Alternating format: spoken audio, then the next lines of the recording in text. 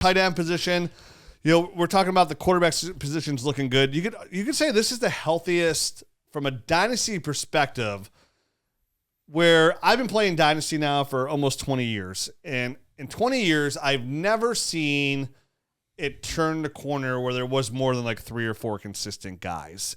And I think what I said before when I was like studying these tight ends, I was like, I think this will be the draft class that changes the dynasty landscape. I think this class is that good that we'll finally see some change. And I think we really are about to see that. That with a Brock Bowers coming as well.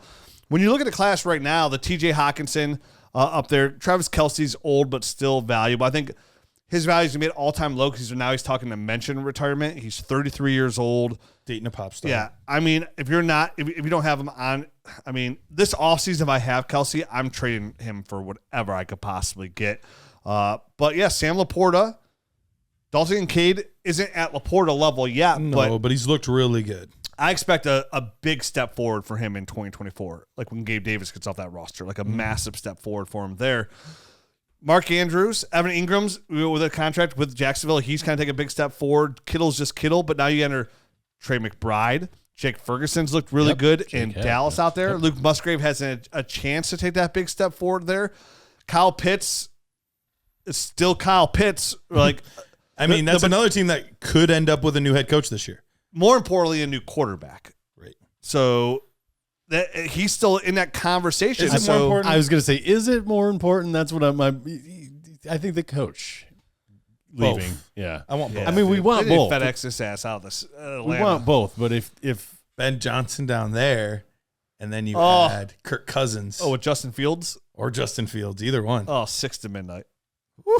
Oh, look at you guys. I mean, all the Falcons. I can't stand up. That would be so good. So LaPorta, McBride, Kincaid goes in with Kelce, Andrews, Hawkinson, Kittle. I would bump Kelce way down. Kittle would be at the back end of that tier for me. How are you guys looking at these guys? Is there an argument for Sam LaPorta to be tight end dynasty with tight end 1? I put him there a few weeks ago, or almost a month ago. He's my tight end 2 overall, right behind Hawkinson. I still have Hawkinson at my number 1. And I do think I switched. I kept switching them back and forth. In my dynasty rankings, it's been like, oh, it's Hawkinson. Oh, now it's LaPorta. Oh, now it's like I've had a really hard time distinguishing the two.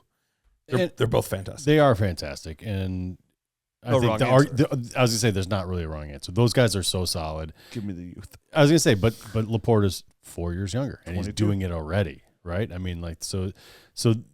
I think the trajectory is that he obviously has more potential, right? I mean, it took Hawkinson a while to get there, but he's definitely there. But LaPorta might already kind of be almost right at his nipping at his heels with surprisingly consistent too. Oh, yeah. I think that's the big thing is like, we see this out of rookies sometimes where, they had the 2 touchdown game. Like LaPorta's had very, very few games all year where he hasn't been at least solid, if not great. Mm-hmm. And I think that's a big thing for me is I just can't believe how consistent he's been at such a young age. He's a bowling ball. Coming out of Iowa, he had all those injuries, but when he got the ball in his hands, he was absolutely lethal, and he looks the same way here in the pros. You have a head coach that's a former tight end that knows exactly how he wants to use this player. He offsets everything else they have in that roster perfectly. Mm-hmm. Good luck trying to buy LaPorta. Almost impossible. He's 100% the kind of player that I would overpay for to solidify that position. But with the depth now, like would you overpay for him, or do you go for McBride and Kincaid? Or do you just go ahead and go get McBride and Kincaid? I tried to pull that route with Kincaid, and somebody's like, yeah, you're going to have to overpay to get. And that's rightfully so. Because if you have Kincaid, you're watching what he's doing, and you're like, yeah, this next year's he's going to be So I fine. think we kind of said that it's LaPorta and Hawkinson. Are they in their own tier then at this point, dynasty-wise? Or is McBride sneaking in there? Is Andrews in there? I don't think Andrews is at 28. I don't think he's there. Well, I don't know what you guys are even going on. You guys need to go look at your rankings because we have Travis Kelce here as our tight end 4 in our overall nerds. I know that's not me because I've always ranked him pretty. And it ain't me because I have him low as well. So there's only one guy else over it could be. But go answer your question. I think Hawkinson and LaPorta I have him as my tight end 6 as tier 1. I have him as my 6th tight end, so it's not me either. Okay. Well, Pulling him up to 4. I'm interested to see how it works because I have him at 5. Nope, it's me. Rich. Busted. I'm going to move him down behind Trey McBride. Ahead of Dallas Goedert. It was me. It was me. And I'm going to move Evan Ingram up ahead of Cole Kmet. Oh, don't do that. Too late. Dang. I got to move Jake Ferguson up ahead of... Would you put Ferguson ahead of Kittle? No, not yet. Not yet. All right. Sorry, guys. Let me readjust this. It was me. So, yeah, tier 1 for me. It's funny that he said he's the problem. It's him. I know. It's Taylor Swift's boyfriend. Dude, I speak first, think second. It's the whole way of my life. It's why I'm always in trouble. It's why I'm always getting yelled at by people. All right, so what's the next tier then? Because honestly, for me, Powers. I put we'll see. I put this tweet out because I was curious how far people had LaPorta and McBride apart. And LaPorta won fairly easily. It was like 75% LaPorta. So pretty consistently LaPorta. But the one thing I will say that has me really considering Trey McBride right up there is the difference right now in, even though LaPorta's incredible, he is probably always going to be second fiddle to Amon-Ra. Yeah. Will that be the case with McBride? Now, they could draft somebody. They could easily Marvin draft Harrison Jr., dude. But right now, now, are they going to be in the spot to do it? Yeah, Marvin Harrison Jr. Will they be in a spot to do it? We'll see. Okay, Malik Neighbors. This wide receiver class is It's a fantastic class. All I'm saying is, I've been looking at some of these wide receivers, by the way, these last couple of weeks, and oh my goodness. it's super fun. I can't wait to dig in. it's super fun. Dude, they're big, they're athletic, fast, they run good routes, they don't drop the football. It's a really, really good class. Rome Odunze. Odunze out of Washington.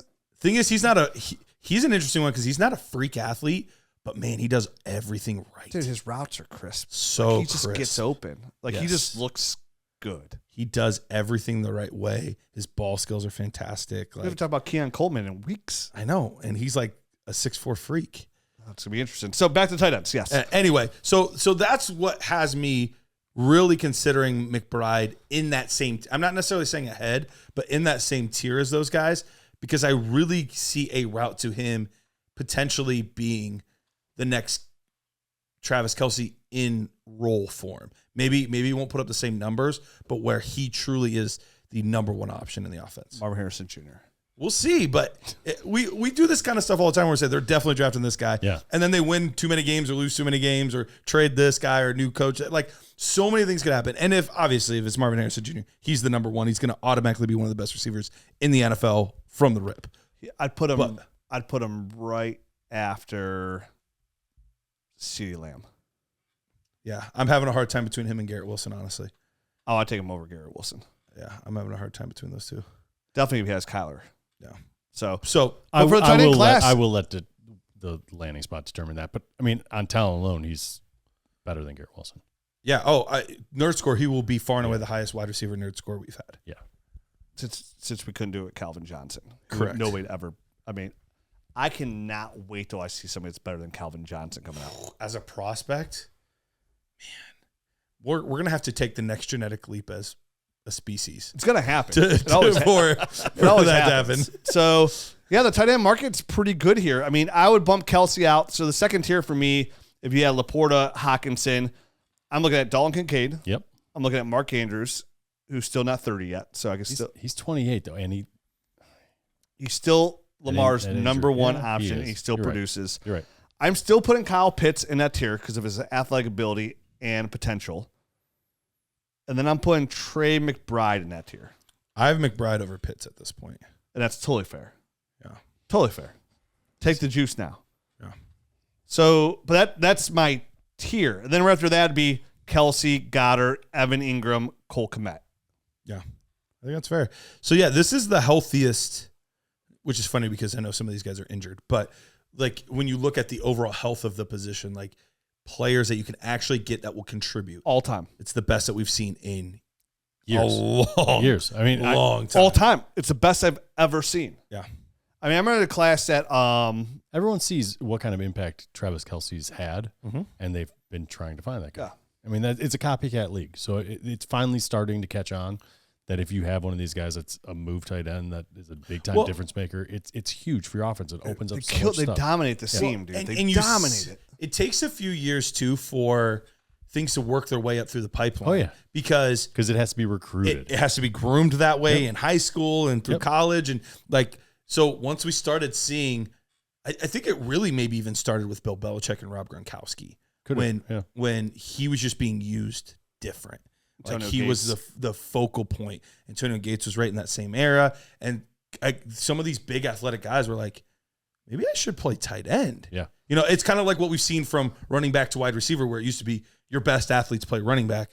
No, not anymore. Your best athletes play wide receiver now. Yeah, absolutely. You know, and and I think we're starting to see that same kind of thing where they're seeing how much of an impact it's having at the NFL level. So you know what's these younger groups are now more willing to invest and put the time in at the tight end position. Like my son's starting to grow a little bit. Yeah. He's playing some basketball. It's just like a league for a school or whatever. Sure. So they just have like these kids come in that are high school kids and they ref and everything. Yeah. There's a kid that the town I'm from is all football, right? And just won their state championship. Oh yeah. There's this kid that's 6'4", 6'5". Yeah. And they just won the state championship. They were doing all this football stuff, so I know the kid doesn't play football. But I'm looking at him. He's 6'5". He's a big kid. I'm like, why the heck is this kid not playing tight end for us right now? Because he would dominate.